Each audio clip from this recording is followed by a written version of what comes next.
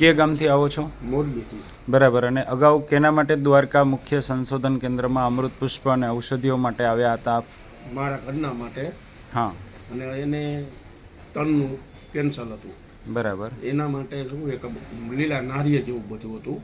બરાબર. અત્યારે 60% ફેર. બરાબર. કે જે સોજો અને ફૂલી ગયું હતું. સોજોય નથી, પછી નોર્મલ હતું, કઠણ ટીયું અત્યારે સાહેબ. બરાબર. બાકી બધું કમ્પ્લીટ?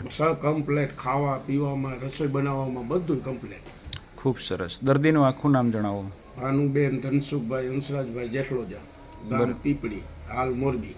બરાબર. અને તમારો મોબાઈલ નંબર જણાવો. 9780 659.